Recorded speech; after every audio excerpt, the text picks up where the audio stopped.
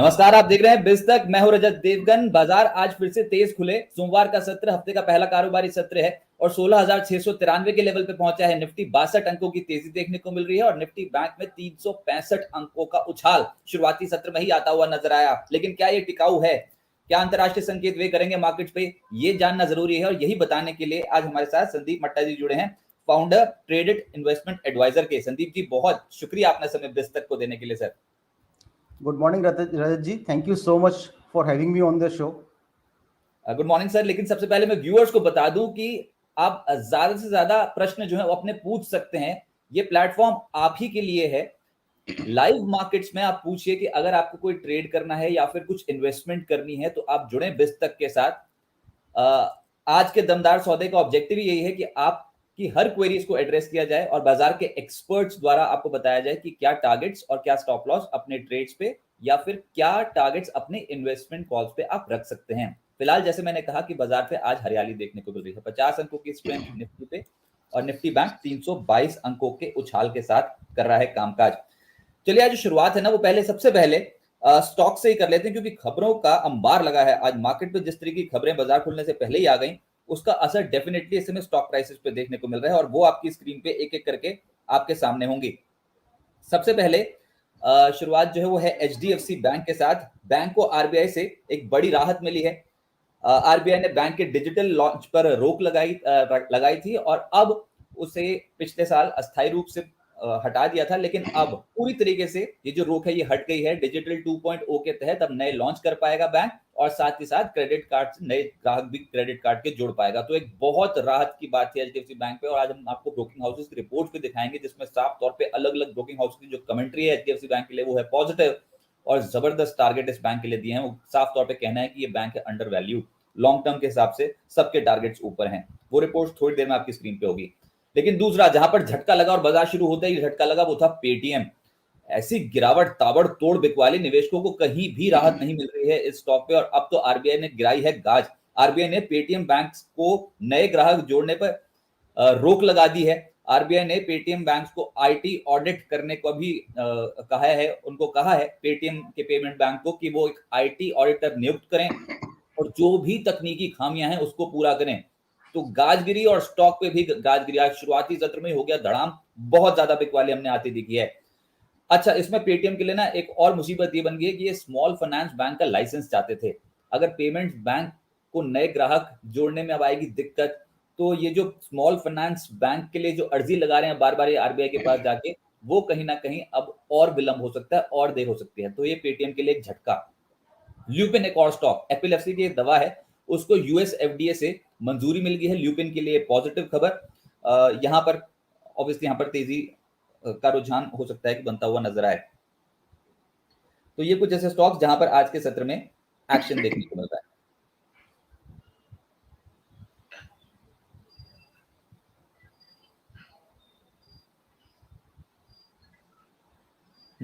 तो ये ल्यूपिन एक स्टॉक जहां पर आज के सत्र में एक्शन देखने को मिला है। इसके अलावा टॉरेंट पावर, सीएससी की सब्सिडरी सूर्या विद्युत को कंपनी ने खरीदा है और 156 मेगावाट की जो क्षमता है विंड पावर प्लांट वो खरीदे गए हैं सूर्या विद्युत के। ये बता दें सीएससी की एक सब्सिडरी कंपनी है। तो ये तमाम स्टॉक्स टू वॉच आपकी स्क्रीन पे। और टेक महिंद्रा एक और स्टॉक जिसमें थर्ड वेयर सॉल्यूशंस का अधिग्रहण कंपनी ने किया है 320 करोड़ रुपए में। अब ये तमाम स्टॉक्स आपकी स्क्रीन पे चलते रहेंगे और भी बहुत सारी खबरें हैं जो ट्रैक हो रही हैं। लेकिन आप कोई भी सवाल एक्सपर्ट से पूछ सकते हैं और ये प्लेटफॉर्म आप ही के लिए है। यूनाइटेड स्पिरिट्स, नाओ स्पिरिट्स और बेवरेजेस का 22.5% हिस्सा खरीदेगी कंपनी। 31.5 करोड़ में ये डील होने जा रही है। रुचि सोया, बाबा रामदेव पतंजलि ग्रुप की एक कंपनी है और 24 मार्च को आएगा कंपनी का एफपीओ। रुचि सोया आज के सत्र में चढ़ गया। 4,300 करोड़ का ये एफपीओ होगा। सबसे पहले संदीप जी आप तो मार्केट्स पे कमेंट कर दीजिए, उसके बाद हम सिलसिलेवार तरीके से आज सवाल ही उठाएंगे, दर्शकों के ज्यादा से ज्यादा सवाल लेने की कोशिश करेंगे। तो सबसे पहले तो आपके मार्केट पे कमेंट सर। तो रजत जी, मार्केट में जहां तक फंडामेंटल चीजों की पे नजर डालें तो ऐसा कोई बहुत बड़ा बदलाव नहीं हुआ है पिछले 2 दिन में। हाँ, कुछ सिल्वर लाइनिंग्स जरूर आई हैं मार्केट में और वो मार्केट्स के लिए काफी अच्छी हैं। उन सिल्वर लाइनिंग्स की बात करने से पहले मैं बताना चाहूंगा कि इन 2 दिनों में मार्केट को लेके कुछ रिस्क भी इमर्ज हुए हैं। जैसे आईएमएफ ने अपना जो ग्लोबल ग्रोथ का अनुमान है वो रिड्यूस करा है। वो इसलिए भी इंपॉर्टेंट हो जाता है कि अभी जनवरी के अंदर 4.4 अपना ग्रोथ का एस्टिमेट वो लेकर आए थे 4.5 4.9 से रिड्यूस करके। तो कहीं ना कहीं ग्लोबल इकोनॉमी कॉन्ट्रैक्ट हो रही है रशिया की वजह से, और इसका असर कभी भी आपको किसी भी न्यूज में इवेंट के रूप में देखने को मिल सकता है। तो अपनी पोजीशन को उस हिसाब से आपको मैनेज करना है कि कभी भी इस तरह की कोई ग्रोथ में बड़ा रिडक्शन आता है तो वहां पर एक कट आ सकता है। दूसरी चीज, एफआईएस की सेलिंग कंटिन्यूड है, और एफआईएस कंटिन्यूसली सेल कर रहे हैं। इस मार्च में अभी तक पिछले 10 दिन के अंदर रफली 45,000 करोड़ से आसपास का स्टॉक्स एफआईएस ने बेच दिया है। हालांकि कुछ पोजीशंस उन्होंने फ्यूचर्स और एफ में क्रिएट करी है, बट नेट नेट अभी भी वो सेलर ही हैं। जहां तक सिल्वर लाइनिंग की बात करें तो एक सबसे अच्छी पॉजिटिव चीज मुझे ये लग रहा है कि इंडिया विक्स जो है वो रफली 25-26 के आसपास कंसोलिडेट होने की कोशिश कर रहा है, और the moment it goes below 23 हमें मार्केट के अंदर ये जो वॉलिटिलिटी है उसमें एक सिग्निफिकेंट रिडक्शन देखने को मिलेगा, और ये जो ऑप्शंस प्रीमियम इतने बढ़े हुए आ रहे हैं अभी बैंक निफ्टी निफ्टी के अंदर, उसमें कमी आएगी जो एक मार्केट के लिए बहुत अच्छा है, जहां पर मार्केट कंसोलिडेशन से बुलिश मूवमेंट की तरफ जाना स्टार्ट करेगा। निफ्टी ने वीकली चार्ट्स के ऊपर बुलिश एनगल्फिंग का पैटर्न बनाया है। बहुत अच्छे साइन है कि यहां से हम रिकवरी कर सकते हैं। द मोमेंट वी क्रॉस 16,800 का लेवल, हम मार्केट में 400 से 500 पॉइंट की तेजी निफ्टी पे देख सकते हैं। बैंक निफ्टी आज ज्यादा स्ट्रांग है थैंक्स टू एचडीएफसी बैंक और थैंक्स टू आरबीआई, जिन्होंने बेसिकली ये बैंस जो है वो लिफ्ट करें, और कहीं ना कहीं लगता है कि गवर्नमेंट भी कंसर्न है कि मार्केट बहुत ज्यादा गिर रहा है, और क्योंकि एफआई का फेवरेट स्टॉक है एचडीएफसी, तो ये बैन का हटना मुझे लगता है कि एक तरह से अच्छी टाइमिंग गवर्नमेंट द्वारा की गई है। तो सिल्वर लाइनिंग्स ज्यादा हैं।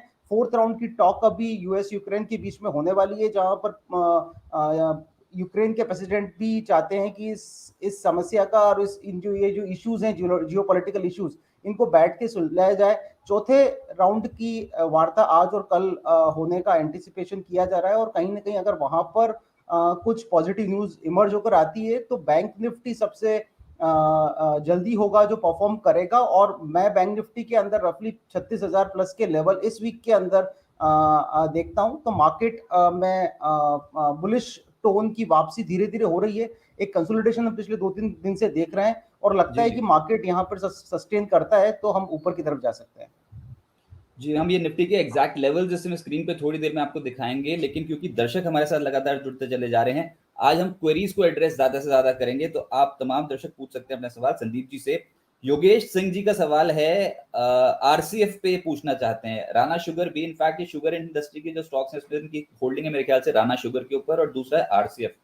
ये दोनों ही सेक्टर सर कमाल कर रहे हैं। अगर आप ट्रैक कर रहे हो आरसीएफ में या फिर राणा शुगर में, किसी भी स्टॉक पे आप कमेंट दे सकें। सर फर्टिलाइजर स्टॉक सभी के अंदर पिछले 2-3 दिन से काफी अच्छा मोमेंटम देखा गया है, बिकॉज रशिया के अंदर जो कंट्रैक्शन हो रहा है इकोनॉमी को लेके और फर्टिलाइजर पर्टिकुलर को लेके, बिकॉज रशिया रफली 13 से 14% के आसपास का फर्टिलाइजर सप्लाई करता है वर्ल्ड वाइड। तो वहां पर अगर इस तरह के कॉन्ट्रैक्शन आते हैं तो डेफिनेटली उसका बेनिफिट इंडियन कंपनीज को मिलेगा। फिर भले वो जीएसएफसी हो, फैक्ट हो, आरएससीएफ हो, सभी चल रहे हैं, स्टॉक्स के अंदर बने रहे। टेक्निकली चार्ट बहुत अच्छा है, काफी दिनों के बाद में इसने क्लाउड को क्रॉस करा है, और 75 का स्टॉप लॉस के साथ में बने रहे, आपको बहुत जल्दी 95 के लेवल देखने को मिल सकते हैं। और शुगर इंडस्ट्री से कोई भी स्टॉक ट्रैक कर रहे हैं, इनकी तो होल्डिंग सर राणा शुगर पे, अगर राणा शुगर पे और ट्रैक कर रहे हैं तो ठीक, नहीं तो कोई और शुगर स्टॉक जो आपके रडार पर है। राणा शुगर भी काफी अच्छा है। शुगर इंडस्ट्री पर से बहुत अच्छी है। Awadh sugar, Dhampur sugar, Dwarika sugar सभी ने परफॉर्म करा है, और ये सब मार्केट को आउट परफॉर्म कर रहे हैं। 50 डेमा इसने क्रॉस करा है और बहुत अच्छे लेवल्स के ऊपर है। रफली राणा शुगर अभी 33-34 के आसपास का चल रहा है, और अपने नियर टर्म लो हाई को, जो कि रफली 36 रुपए के आसपास है, इसको अगर ब्रेक करता है तो हम इसमें अपसाइड और एंटिसिपेट कर सकते हैं। स्टॉक के अंदर बने रहें, और आप इसके अंदर स्टॉप लॉस थोड़ा डीप है क्योंकि ये चल चुका है, 28 से नीचे का स्टॉप लॉस लगा के पोजीशन में बने रह सकते हैं। अतुल जी, आपका सवाल हमको मिल गया है। आपने टाटा मोटर्स पे सवाल पूछा। मैं थोड़ी देर में संदीप जी के पास जाऊंगा, आप जुड़ रहे हैं अतुल जी हमारे साथ। टाटा मोटर्स पे सवाल है आपका, और ये अभी थोड़ी देर में संदीप जी से पूछूंगा। लेकिन उससे पहले ना, ये जो निफ्टी में बात कर रहा हूँ कि आज के सत्र में जिस तरीके का प्रदर्शन है, हम एक तो आपको इंपॉर्टेंट लेवल्स बता दें ताकि जो भी ट्रेडिंग करना चाहे निफ्टी पे उनको भी कहीं ना कहीं मदद मिले। देखिए, एक तो सपोर्ट लेवल्स ये है आपकी स्क्रीन पे।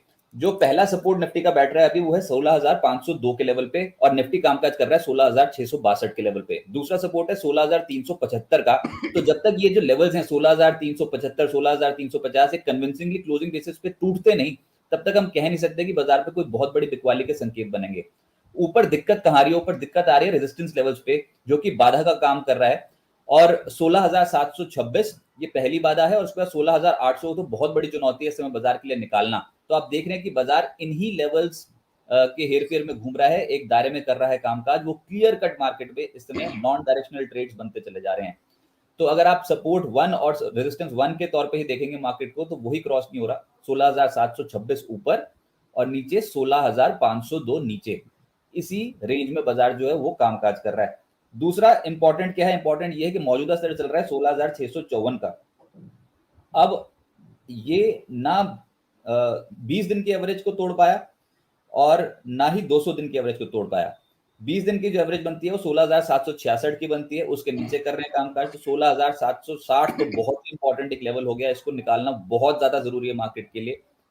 ऐसे में मतलब क्या, ये संदीप जी अगर आप क्लियरली समझा पाए सिंपल मूविंग एवरेज कैसे बनती है, और ये जो हम स्क्रीन पे दिखा रहे हैं इसमें सपोर्ट और सिंपल मूविंग एवरेजेस के जो लेवल्स हैं वो कितने मायने रखते हैं सर? मेरे हिसाब से तो 20 दिन की सिंपल मूविंग एवरेज है वो 16,766 पे है, जिसके नीचे कामकाज कर रहे हैं।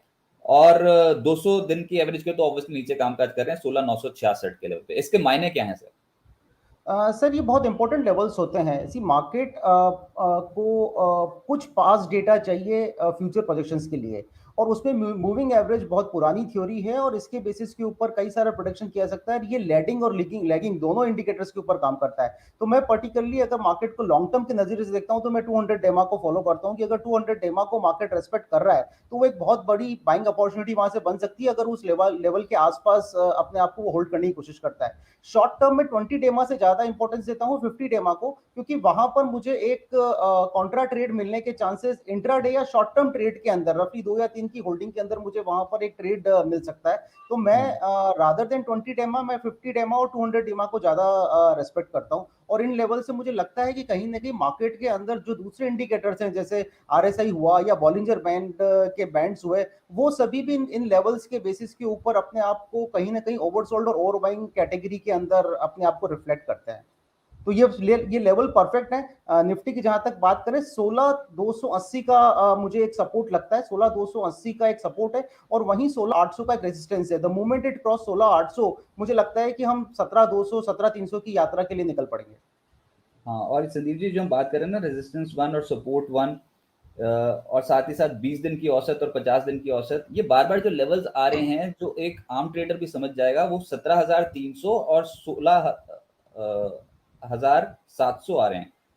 16,700 16,800 के आसपास निकालना क्या बहुत ज्यादा मुश्किल है मार्केट को? अभी 16,700 16,800 इतना कन्विंसिंगली क्रॉस नहीं होगा क्या मार्केट पे? सर हाँ, रेसिस्टेंस है, क्योंकि यहाँ पर पुट राइटिंग बहुत हुई है। लेकिन मैं ये भी देख रहा हूँ कि पिछले 2-3 दिन के अंदर 16,500 के ऊपर बहुत ज्यादा पुट राइटिंग होनी स्टार्ट हुई है। अगर आप करंटली 17 मार्च की एक्सपायरी देखेंगे, तो रफली जो कॉल राइटिंग है वो 16,750 16,800 के लेवल पे continuously put right call writing हुई है। तो जब तक इस लेवल को क्रॉस नहीं करता, ऐसी देखिए निफ्टी के अंदर मेजरली जो मूवमेंट जो दिशा तय होती है, वो दिशा तय होती है बड़े प्लेयर्स के ट्रेड्स की वजह से, जो अपनी पोजीशन मार्केट में राइटिंग करके बनाते हैं। तो उस राइटिंग के बेसिस के ऊपर अगर मैं आइडेंटिफाई करने की कोशिश करूं, तो जब तक हम 16,800 के लेवल को क्रॉस नहीं करते हैं, तब तक मार्केट के अंदर ऊपर का मूव आना आना थोड़ा सा डिफिकल्ट होगा। लेकिन जब ये 16,800 क्रॉस करेगा, तो बहुत सारे जो कॉल राइटिंग है वो रिस्क पे आ जाएगी, और वहां पर उनके पास में एक ही ऑप्शन होगा, वो होगा अपनी कॉल को या अपने लॉस को कवर करना। हाँ, इसमें 50-60 पॉइंट का मूवमेंट हम ऊपर नीचे देख सकते हैं, बिकॉज वो प्रीमियम का उतना उतना हमें एडजस्टमेंट करना पड़ेगा। चलिए, वो जो अतुल जी का प्रश्न था ना वो ही ले लेते हैं। टाटा मोटर्स पे सवाल था सर। तो अतुल जी, टाटा मोटर्स, संदीप जी बताएंगे टाटा मोटर्स। मैं चार्ट लगा देता हूँ स्क्रीन पे सर, आपके कमेंट्स, टाटा मोटर्स क्या करना चाहिए? सर टाटा मोटर्स फंडामेंटली बहुत अच्छा स्टॉक है, ईवी का एक डायरेक्ट प्ले है, और काफी अच्छा मैनेजमेंट इस कंपनी को कंट्रोल करता है। रही बात टेक्निकल्स की, तो अभी ये करंटली अपने 200 डेमा के ऊपर है, जो एक लॉन्ग टर्म एवरेजेस है। यहाँ से इसके पलटने के चांसेस बहुत ज्यादा है। पोजीशन के अंदर फंडामेंटली तो आप बने रहें, टेक्निकली भी अगर आपकी कोई पोजीशन है तो इसमें 370 के स्टॉप लॉस के साथ में बने रहें। जहां तक ओपन इंटरेस्ट की बात करूंगा, तो 400 के ऊपर इसका एक अच्छा सपोर्ट आ रहा है, जहां पर बहुत अच्छी राइटिंग रखी हुई है। लेकिन उसके साथ में 420 430 450 के लेवल पे काफी कॉल राइटिंग भी पड़ी हुई है। तो जब तक इन लेवल्स को पार नहीं करता, तब तक इसमें कोई बहुत बड़ी तेजी में एंटिसिपेट नहीं करता।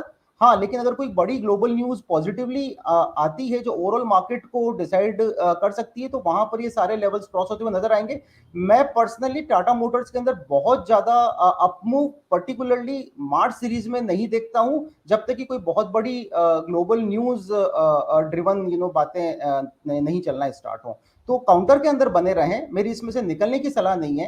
अपने 200 डेमा, परफेक्ट 200 डेमा के ऊपर खड़ा हुआ है, आज ऊपर से सेलिंग भी आई है। आज का लेवल अगर आप देखेंगे तो निफ्टी फ्यूचर्स के अंदर ओपन और हाई इसका सेम है 418.60 के आसपास। तो जब तक इस लेवल को क्रॉस नहीं करता, इसका ये इमीडिएट रेसिस्टेंस बना रहेगा। और इस लेवल को क्रॉस करेगा तो इसके अंदर हमें 430 से 435 के शॉर्ट टर्म में लेवल्स देखने को मिलेंगे। अच्छा ठीक है, तो ये तो एड्रेस होगी अतुल जी आपकी क्वेरी, लेकिन आपकी क्वेरी ना अतुल जी हमको सही तरीके से मिली नहीं। आपने सिर्फ टाटा मोटर्स लिख के दे दिया। अगली बार जब आप कमेंट करेंगे या फिर कुछ लिख के देंगे तो आप पूरा बताइए कि टाटा मोटर्स आपने किस भाव पे लिया, कितने समय के लिए लिया, ताकि आपकी क्वेरी को और अच्छे तरीके से बिस्तक के प्लेटफॉर्म से हम एड्रेस कर पाएं। तो उससे ना हमको भी मदद मिलती है कि आपका एक तो भाव पता लग जाता है कि कौन से भाव पे आपने लिया, कितनी अवधि के लिए लिया, और फिर हम जो हमारे मेहमान हैं उनसे भी पूछ सकते हैं कि मध्यम अवधि का आउटलुक बताएं या फिर लॉन्ग टर्म का आउटलुक बताएं।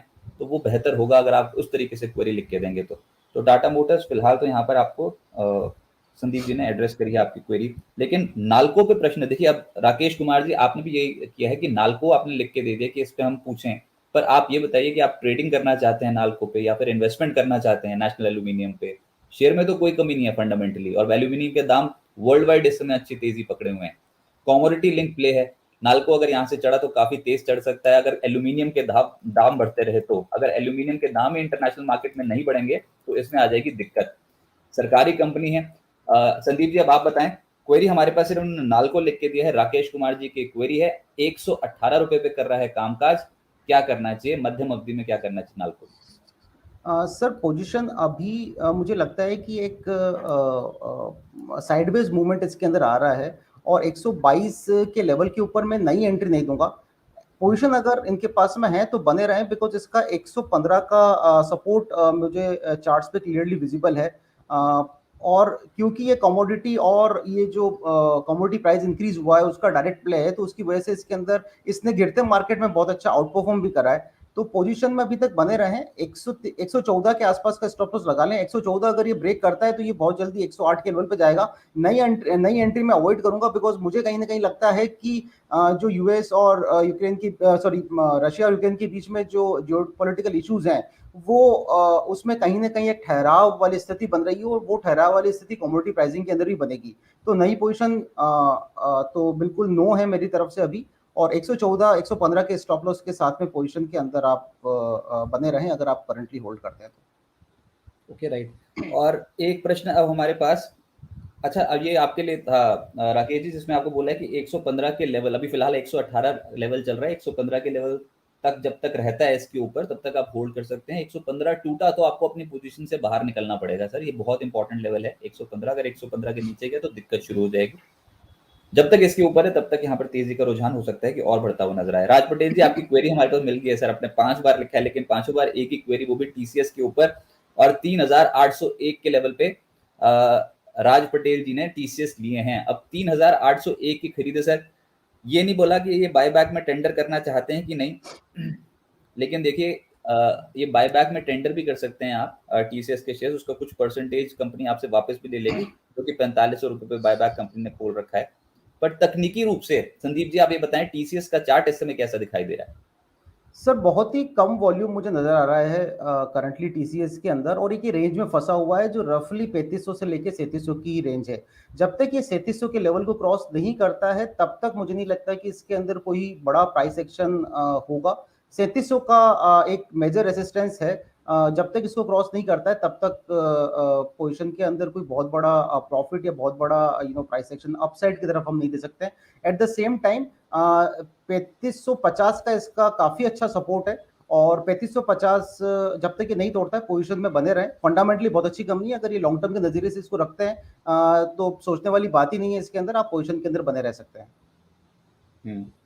सर एक ना हम बार बार ना वायदा कारोबार की बात करते हैं, मैं चाहूंगा कि मेरी जो टीम है बैक एंड टीम, वो एक बार ये निफ्टी की प्लेट फिर से दिखा दे। उसमें हमने सपोर्ट लेवल्स और मूविंग एवरेजेस के बारे में बात कर ली कि कितने मायने रखते हैं मार्केट के लिए, और जब भी आपको कोई ट्रेड करना हो तो इनको हम जरूर देखते हैं, सपोर्ट लेवल्स और मूविंग एवरेजेस क्या लेवल्स बता रहे हैं। लेकिन इसके बाद ना एक लेवल होता है, वो होता है वायदा कारोबार पे ओपन इंटरेस्ट का लेवल। ऑप्शंस में हाईएस्ट जो है वो कॉल पे 17,500 पे खड़ा है और पुट पे 16,000 खड़ा है।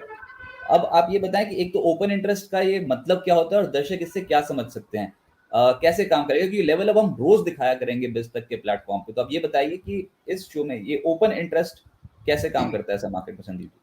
सर ओपन इंटरेस्ट बेसिकली इस तरह से काम करता है कि जो बड़े प्लेयर हैं, सी नॉर्मली क्या होता है कि जो रिटेल प्लेयर हैं वो ऑप्शंस को बाय करके उसमें अनलिमिटेड प्रॉफिट कमाने की कोशिश करते हैं, जो कि एक बुकिश थ्योरी है कि आपने ऑप्शन को बाय करा जहां पर आपका लॉस मिनिमम हो गया, क्योंकि 100 रुपए में अगर आपने बाय करा है तो वो बेसिकली ज्यादा से ज्यादा जीरो हो सकता है, तो आपकी 100 रुपए की रिस्क है। लेकिन अगर वो बढ़ता है तो वहां से वो 5,000 भी हो सकता है, 500 भी हो सकता है, और किसी भी लेवल तक जा सकता है। तो बुकिश तौर पे अगर हम देखें तो अगर आप ऑप्शन बाय करते हैं तो वहां पे आपको हमेशा अनलिमिटेड प्रॉफिट की संभावनाएं आपके पास में बनी रहती है। इसके उल्टा अगर आप ऑप्शन को राइट करते हैं तो आपका प्रॉफिट लॉक हो जाता है। अगर आपने 100 रुपए के ऊपर किसी चीज को बेचा है तो आपका मैक्सिमम प्रॉफिट जो है वो 100 रुपए हो सकता है, लेकिन वहां पर जो आपका लॉस है वो अनलिमिटेड हो जाता है। तो ऑप्शन राइटिंग के लिए बेसिकली तो मोटी मोटी बात ये है कि अगर आप ऑप्शंस बेच कर भी चल सकते हैं और खरीद कर भी। ऑप्शंस होते हैं दो तरीके के, पुट और कॉल। वैसे तो जनरल थ्योरी है कि अगर आपको तेजी बनानी है तो कॉल खरीदिए, मंदी बनानी है तो पुट खरीदिए। लेकिन इसका उल्टा भी है, अगर तेजी बनानी है तो आप पुट बेच भी सकते हैं, मंदी बनानी है तो कॉल बेच भी सकते हैं। ये दो अलग अलग तरीके होते हैं, इनको थोड़ा डीपली अगर आप जाके पढ़ेंगे खुद तो भी आपको यहाँ पर समझ में आएगा। लेकिन हाँ, ओपन इंटरेस्ट मतलब खुले सौदे।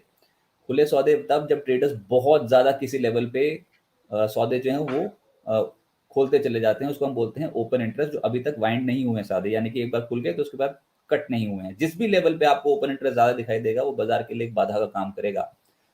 ऊपर की साइड अगर सपोज के 16,500 पे हम चल रहे हैं, 16,600 पे, और अगर 17,500 पे खड़ा है सबसे ज्यादा ओपन इंटरेस्ट, यानी कि खुले सौदे 17,500 पे खड़े हैं, तो ट्रेडर्स ये समझ रहे हैं कि 17,500 का लेवल निकालना बाजार के लिए बहुत मुश्किल।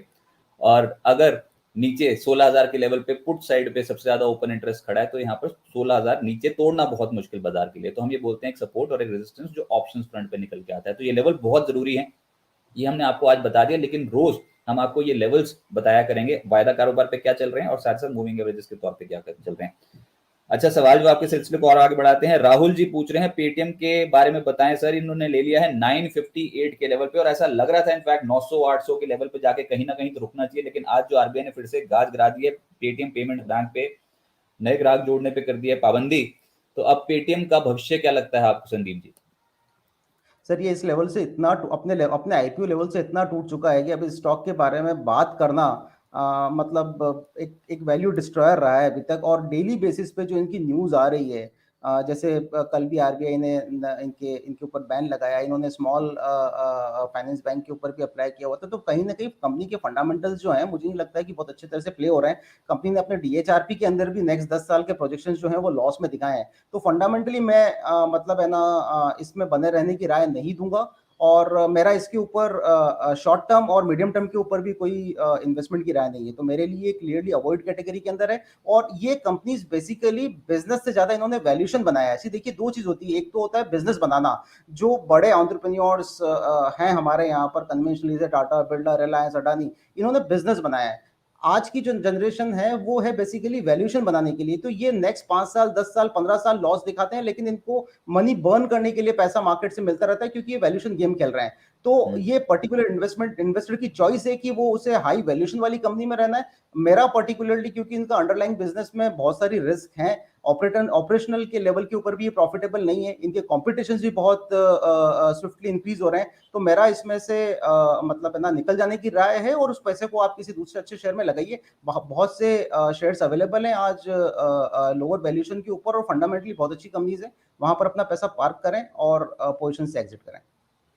अच्छा, एक बड़ी खबर ना जुबिलेंट फूड वर्क्स पे आई है, चार्ट थोड़ी देर में स्क्रीन पे लगाता हूँ। प्रतीक पोता जी ने सीईओ पद से इस्तीफा दिया है, जो कि इनके सीईओ थे प्रतीक जी, अब वो सीईओ नहीं रहेंगे। और टर्न अराउंड स्टोरी बनी थी जुबिलेंट फूड वर्क्स उनके कार्यकाल में। अब जैसे ही ये खबर आई ना, आज बाजार शुरू होने से पहले इनफैक्ट जो खबर थी आ गई थी, तो उसके बाद पेटीएम लगा गया झटका, माफ कीजिएगा जुबिलेंट फूड वर्क्स लगा गया झटका एकदम से ऊपरी स्तरों पे जो बिकवाली हुई। और आज तो हमने देखा कि मल्टीपल ब्लॉक डील्स भी जुबिलेंट फूड वर्क हुई है। वो आपको ये वॉल्यूम बता देंगे, यहाँ पर बहुत हैवी वॉल्यूम के बीच में पहले ही 1 घंटे में सौदे होने शुरू हो गए थे। 2525 के लेवल पे ये जो स्टॉक है ये पहुंचता हुआ नजर आया है। और एक प्रश्न विल्सन चौहान जी ने भी पूछा है, वो पूछ रहे हैं जुबिलेंट फूड वर्क्स क्यों गिर रहा है सर? यही कारण है, जो सीईओ है विल्सन जी, वो अब जो सीईओ है उनके प्रतीक जी, वो अब नहीं रहेंगे सीईओ। अब नया सीईओ, नया मैनेजमेंट, टॉप मैनेजमेंट में जब बदलाव होता है तो कोई भी शेयर के लिए, कंपनी के लिए वो अच्छा होता नहीं। तो विल्सन जी, आप ये बताएं कि आपके पास अगर होल्डिंग है जुबिलेंट फूड वर्क्स की तो वो हम भाव जरूर ले लेते, पर आपने ये नहीं बताया कि होल्डिंग है कि नहीं। लेकिन संदीप जी, आप ये बताएं कि 25-34 के लेवल पे अभी ये शेयर आपको कैसा लग रहा है? यहाँ पर खरीदना चाहिए या फिर अब आप वेट करेंगे, सेटल हो जाए, अब नई मैनेजमेंट का आउटलुक क्या होता है वो पता लग जाए? आज तो जो ब्रोकिंग हाउसेज ने कमेंट्री करी है जुबिलेंट फूड में, कई ब्रोकिंग हाउसेज ने, इंटरनेशनल ब्रोकिंग हाउसेज ने तो डाउनग्रेड कर दिया अभी जुबिलेंट फूड वर्क्स को, लेकिन सर शेयर ने ताबड़तोड़ चाल दिखाई है बीते 1-2 साल में। सर मुझे लगता है कि कंपनी के सीईओ को जाना किसी भी कंपनी के लिए एक बहुत बड़ा इवेंट होता है, और ये बहुत पुराने सीईओ नहीं थे। इन्होंने रिसेंटली कंपनी को ज्वाइन करा था, और उसके बाद में कंपनी ने बहुत अच्छे प्राइस एक्शन स्टॉक मार्केट के अंदर डिलीवर करे थे। बहुत सारे नए प्रोडक्ट्स इन्होंने अपनी कैटेगरी के अंदर ऐड करे थे, बिरयानी वगैरह। तो सीईओ का रोल एक कंपनी के लिए बहुत इंपॉर्टेंट होता है, और वो इंडस्ट्री को ड्राइव करता है। जुबिलेंट फूड वर्क आज उस पोजीशन के अंदर है जहां पर वो इंडस्ट्री लीडर है।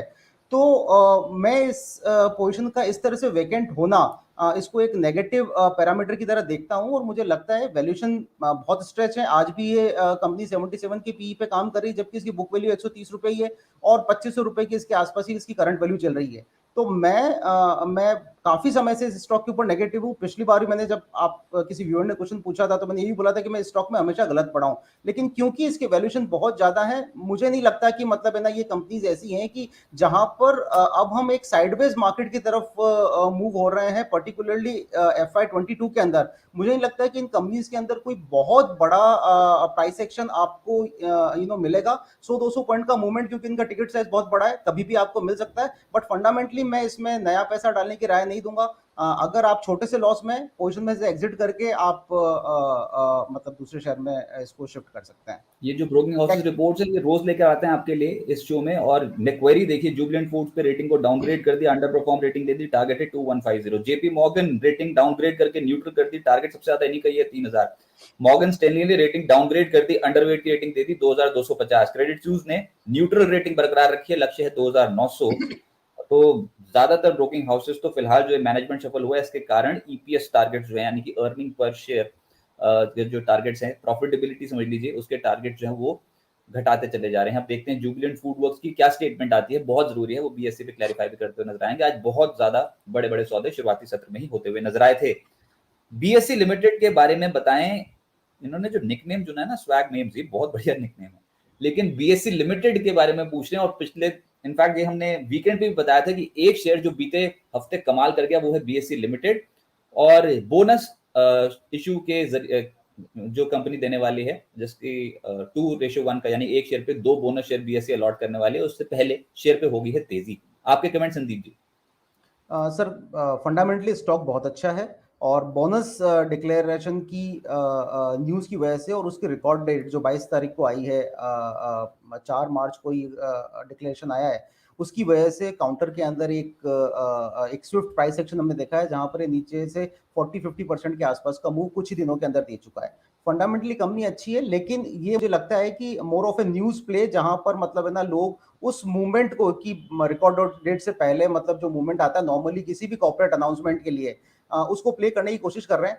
3000 के आसपास तक ये काउंटर जा सकता है, लेकिन एक बार अगर बोनस डिक्लेयर हो गया और बोनस के अकाउंट के शेयर्स आपके अकाउंट में क्रेडिट हो गए, उसके बाद में मुझे लगता है कि ये काउंटर साइडवेज मूवमेंट के अंदर चला जाएगा। तो इन लेवल के ऊपर नया पैसा ना डालें। आपकी अगर पुरानी पोजीशन है तो प्रॉफिट को धीरे धीरे बांधना स्टार्ट करें।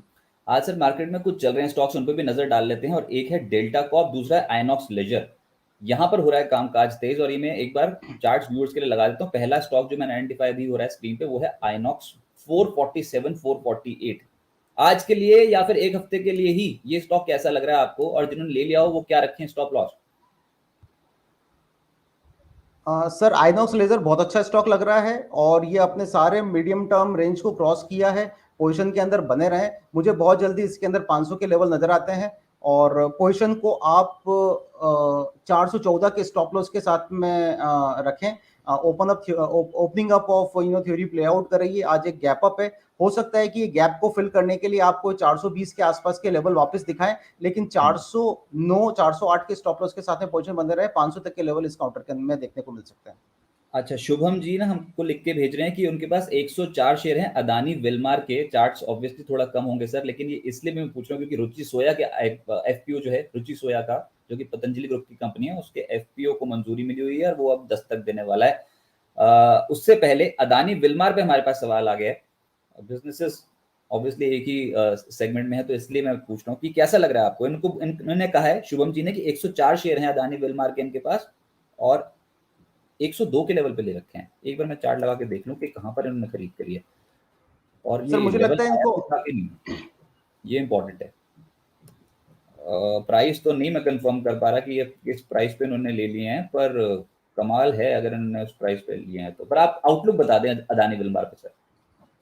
सर फंडामेंटली कंपनी अच्छी है। मैं अभी टेक्निकल तो आपको लेवल नहीं बता पाऊंगा बिकॉज चार्ट्स बहुत लिमिटेड अवेलेबल हैं। जहां तक बिजनेस की बात है, बिजनेस बहुत अच्छा कर रहा है। आरओसी 24% के आसपास है, सेम आरओई का भी पोजीशन है। हालांकि मतलब वैल्यूएशंस थोड़े से इंक्रीज हो गए हैं पिछले मंथ के कंपेयर में अगर हम देखें, जहां पर ये आईपीओ के यहाँ पे बहुत अच्छे प्राइस में अवेलेबल था। अगर इन्होंने 102 में लिया है तो मुझे लगता है कि इन्होंने ऑफ मार्केट बाय किया हुआ होगा। अगर इन्होंने ऑफ मार्केट बाय किया हुआ है तो इन्हें नेक्स्ट 6 महीने तक वैसे भी इनके पास में लॉक इन पीरियड रहेगा, तो ये सेल कर नहीं पाएंगे। तो पोजीशन के अंदर बने रहें। फंडामेंटली काउंटर बहुत अच्छा है। रुचि सोया की जो न्यूज है उसका भी इसके ऊपर एक पॉजिटिव इंपैक्ट ही पड़ेगा। तो काउंटर के अंदर बने रहें, ये पोजीशन को मेंटेन कर सकते हैं।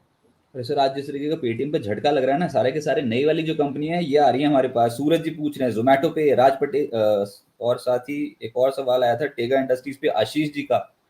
सब रिसेंट लिस्टिंग्स के सवाल आने शुरू हो गए हैं। पेटीएम ने आज फिर से ये जो पुराना दर्द है ना वो निकाल के रख दिया लोगों ने।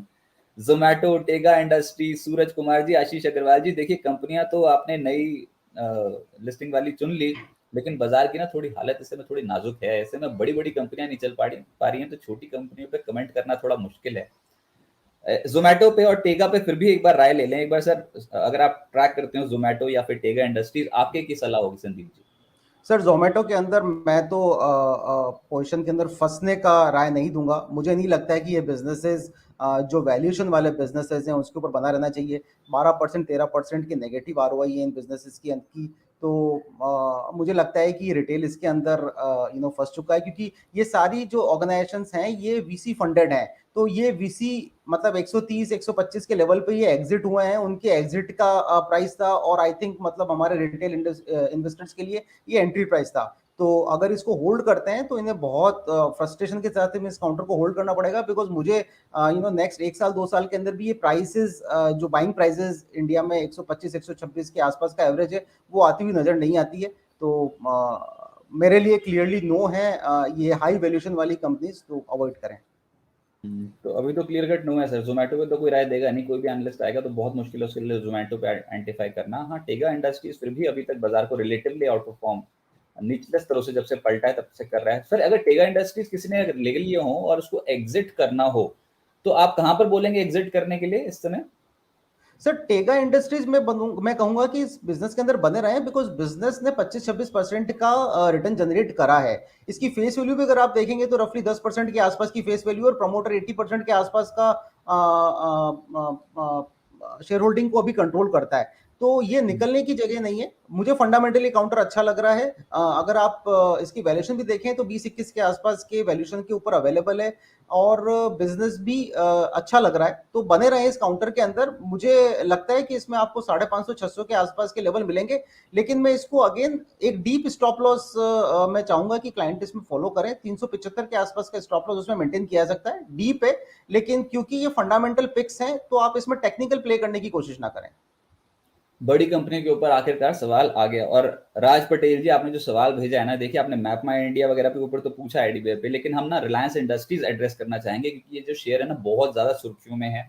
दिग्गज कंपनी है, बाजार पे पलटी तो पहले बड़ी कंपनियां पलटेंगी, लेकिन रिलायंस पलटेगा कि नहीं ये आपको जानना चाहिए। और अगर आपके पास होल्डिंग है तो उसको कैरी करना है कि ना करें, ये इंपॉर्टेंट है आपके लिए। तो संदीप जी आप तो एक बताएं कि रिलायंस इंडस्ट्रीज उन्होंने ले लिया है, 2350 के लेवल पे चार्ट में स्क्रीन पे लगा देता हूं, और उसके बाद आपके कमेंट्स।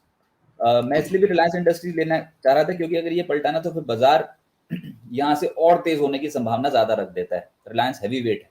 अब 2350 पे खरीद है, 2386 पे पहुंच गया। आउटलुक उन्होंने लिखा नहीं कि लंबी अवधि के लिए लिया है फिर छोटी अवधि के लिए, लेकिन आप छोटी अवधि के लिए बता दें sir Reliance industries. Sir counter के अंदर बने रहें।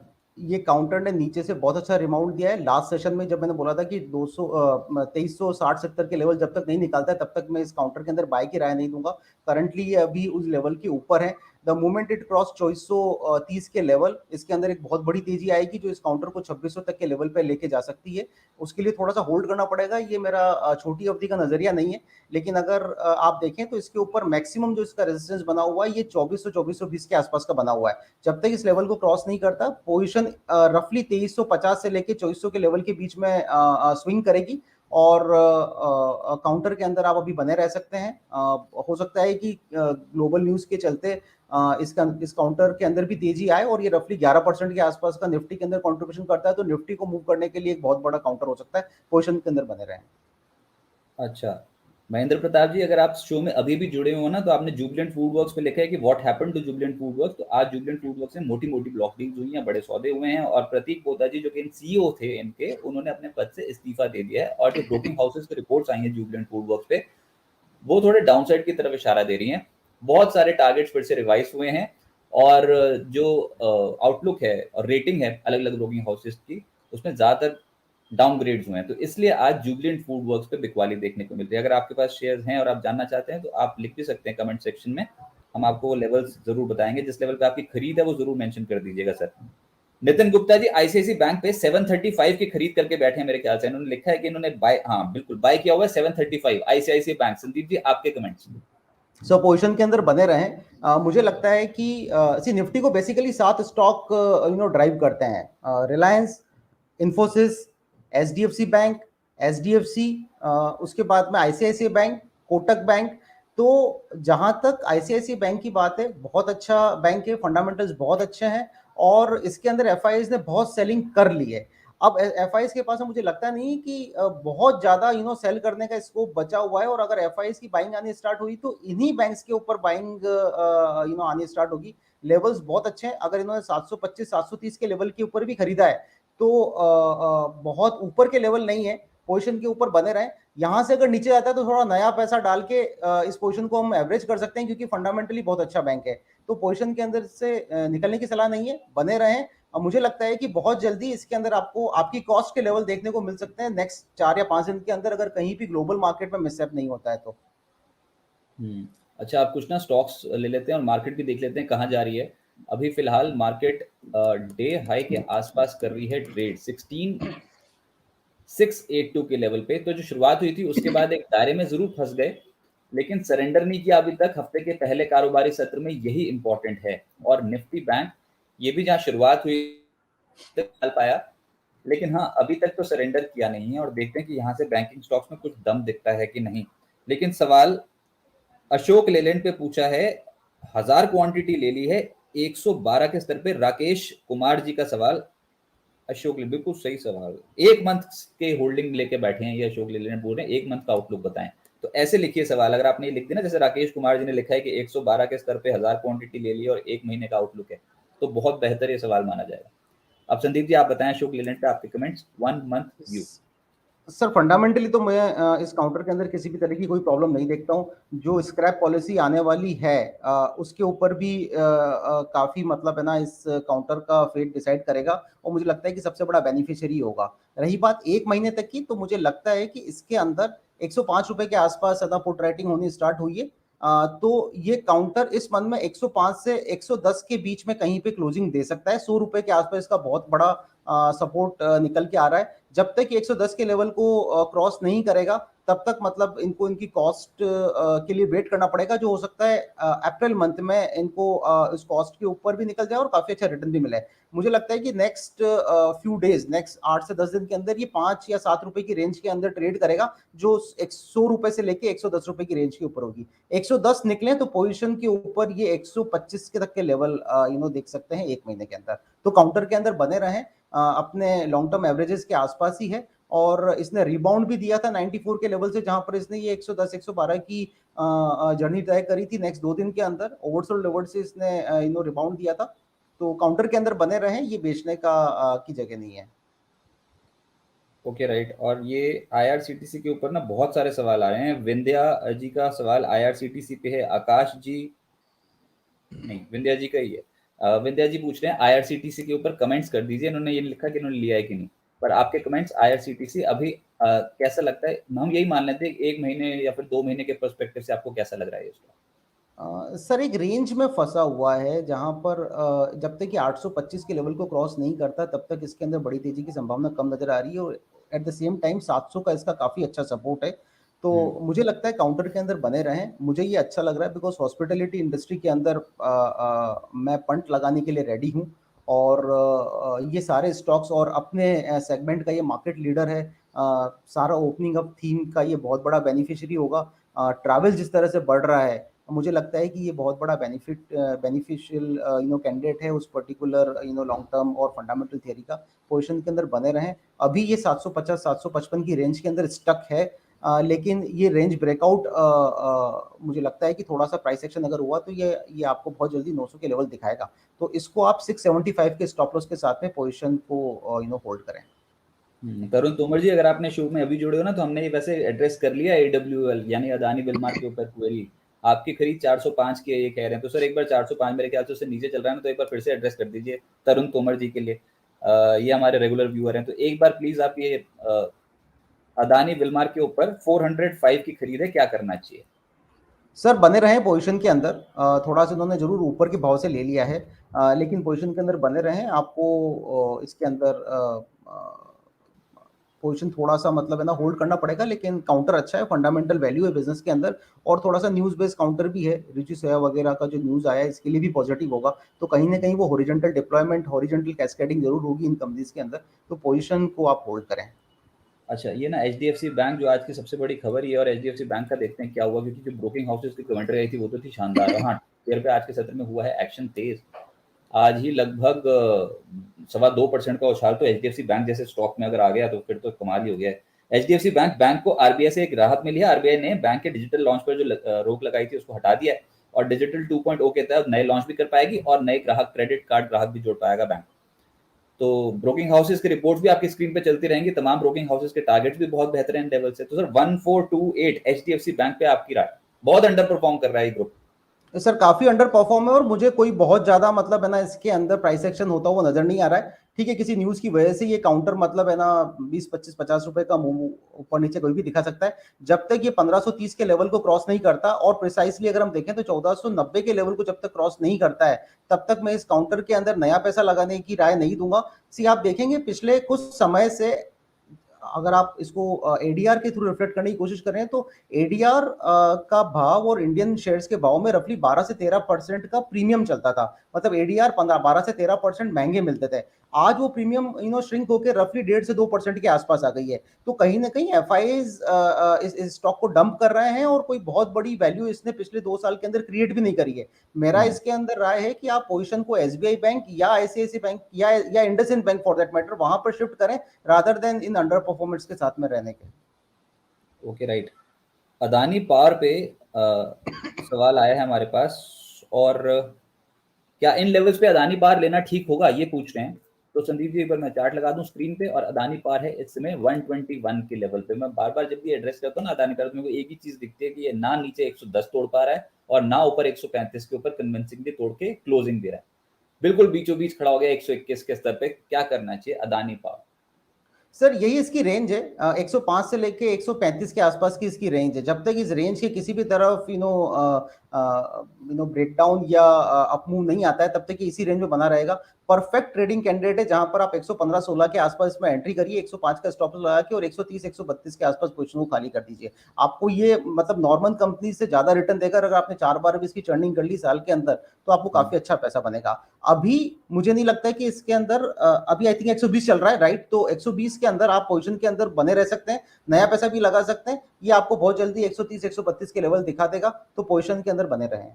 अच्छा, दीपक जी जानना चाहते हैं वेदांता के ऊपर, और ये तो खैर इस बार तो उसने अंतरिम डिविडेंड्स की झड़ी लगा दी निवेशकों के लिए। 374 ये लेवल इस समय देखने को मिल रहा है। और अभी फिलहाल जिनके पास स्टॉक्स हैं वो क्या करें, इन्होंने तो लिखा नहीं किस भाव पे लिया है, लेकिन फिर भी 374 के लेवल पे आपको लगता है कि 400 के ऊपर जा सकता है? अच्छी तेजी पकड़ी थी इसने ग्लोबल मेटल रैली के चलते। सर मुझे फंडामेंटली ये कंपनी बहुत अच्छी लगती है। अनिल अग्रवाल जी का मैनेजमेंट हमको मतलब सबको पता है कि वो किस तरह से कंपनीज को मैनेज करते हैं और किस तरह से वो सिक कंपनीज को टर्न अराउंड करने के लिए जाने जाते हैं।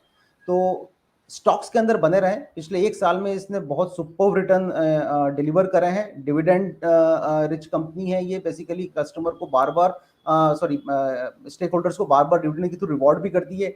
और इतनी बड़ी गिरावट के बाद भी काउंटर ने पॉजिटिविटी को बना के रखा हुआ है। कमोडिटी प्राइस इनके फेवर के अंदर है। इवन एलएमई एक्सचेंज की सारी प्राइसेस इनके अंदर इनके फेवर में प्ले कर रही है।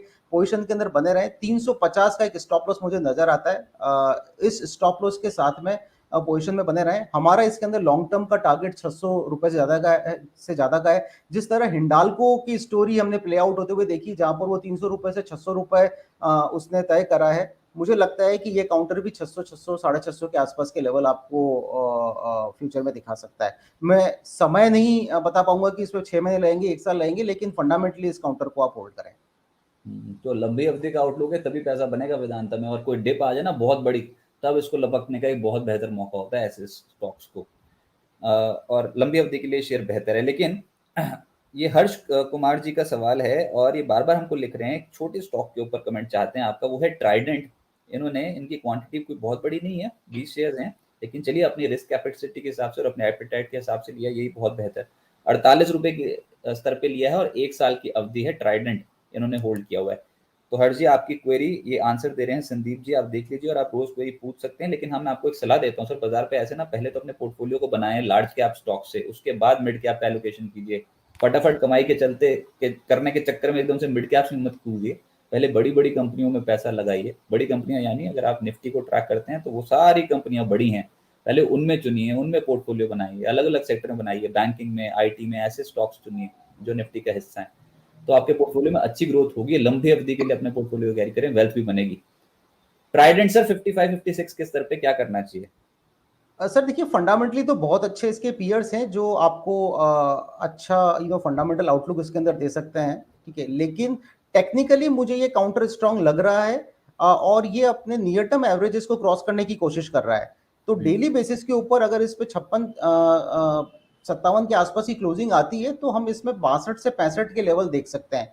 क्योंकि इनकी बाइंग प्राइस 48 के आसपास है और वहीं से ये स्टॉक बार बार मूव हुआ है। इसका काफी सपोर्ट है 47 48 की रेट के आसपास। तो काउंटर के अंदर बने रहें। इसमें आपको 57 क्रॉस होने के बाद में 62 63 के लेवल देखने को मिलेंगे। लेकिन वहां पर अपनी पोजीशन को हल्का कर लें और अच्छी कंपनीज के अंदर अपने पोर्टफोलियो को मूव करें।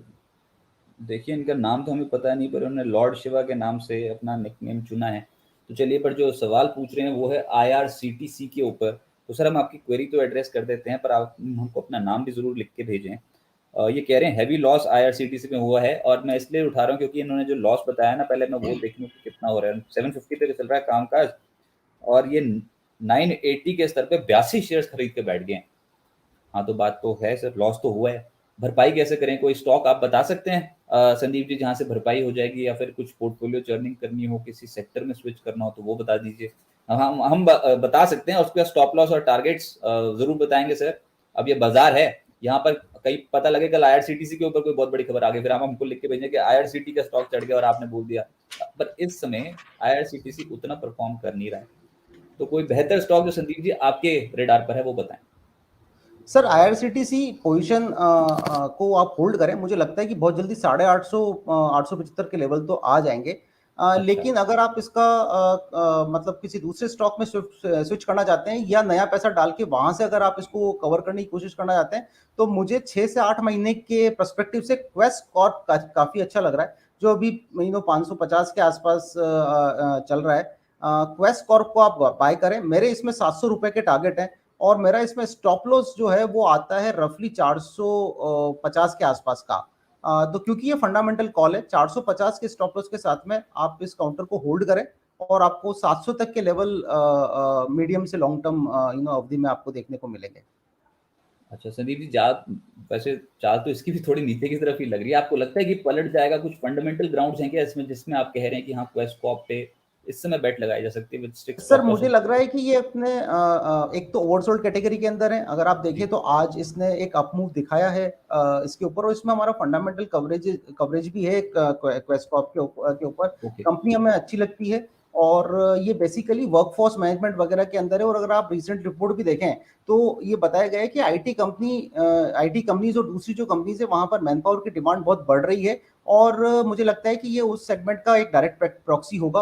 अगर आप इसका पीई देखें और इसके कंपेयर में अगर आप नौकरी का पीई देखें तो कहीं ना कहीं मुझे एक वैल्यूएशन जो गैप है उसमें ब्रिजिंग की संभावनाएं लगती हैं। तो मुझे लगता है कि ये काउंटर परफॉर्म कर सकता है मीडियम टू लॉन्ग रेंज के अंदर। ओके राइट सर, एक क्वेरी और एड्रेस करते हैं, उसके बाद इस शो को वाइंड अप करेंगे। अच्छा, आप कोई डिस्क्लोजर देना चाहते हैं अपने क्लाइंट्स को? पहले रिपोर्ट शेयर करी हुई क्वेस्ट कॉप के ऊपर? सर हमने कोई रिपोर्ट शेयर नहीं करी है इसके ऊपर हम्म, डेडिकेटली, लेकिन हाँ हमारी इसके ऊपर बाइंग हमने हमारे क्लाइंट्स को करवाई है। ठीक है। और रही बात डिस्क्लोजर की, तो I am a SEBI registered investment adviser. और ये जितने भी स्टॉक्स हमने यहाँ पर इस प्लेटफॉर्म पे शेयर पे हमने हमारा व्यू दिया है, वो सेम व्यू हमने हमारे क्लाइंट्स को भी दिया है। और उसमें मेरी या मेरी किसी क्लाइंट की पोजीशन या मेरी फैमिली मेंबर्स की पोजीशन उसके अंदर हो सकती है। तो इसे आप हमेशा एक स्टैंडर्ड डिस्क्लोजर लेकर चलें।